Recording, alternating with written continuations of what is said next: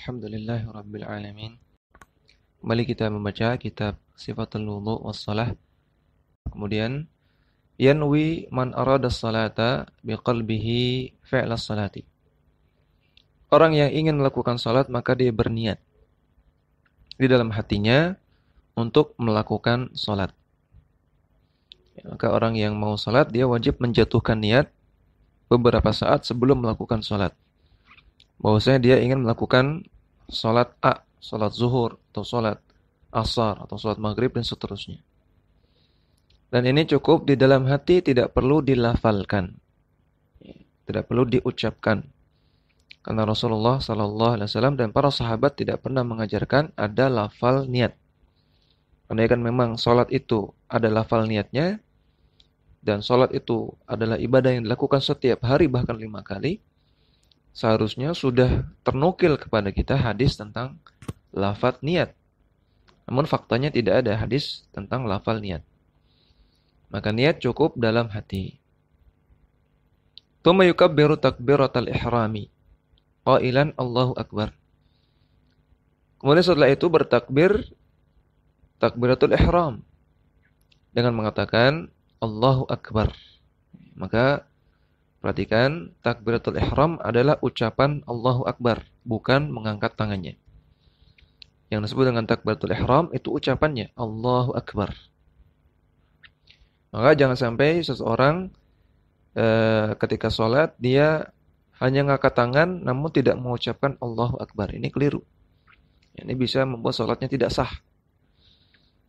Karena yang menjadi rukun itu takbiratul ihram, dan takbiratul ihram adalah mengucapkan Allahu akbar, bukan mengangkat tangan. Adapun mengangkat tangan hukumnya sunnah. Andaikan seseorang tidak mengangkat tangan juga tidak mengapa. Wa yarfa'u yadayhi taratan ma'at takbir wa taratan ba'da takbir wa taratan qablahu.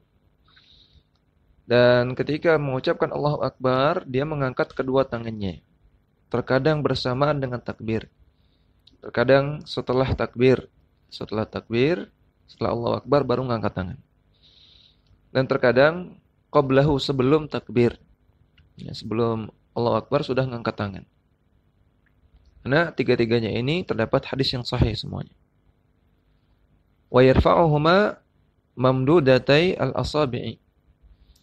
Dan ketika mengangkat kedua tangan tersebut, maka jari-jari diluruskan.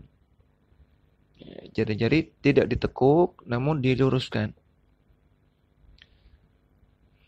Butunuhuma ilal kiblati. Telapak tangan menghadap ke arah kiblat.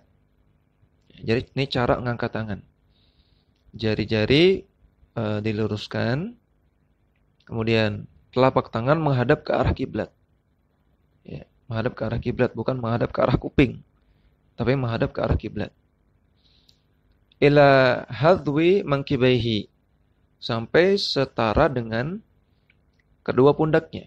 Jadi diangkat dalam keadaan jari lurus, telapak tangan menghadap kiblat, diangkatnya sampai ujung jari sejajar dengan pundak.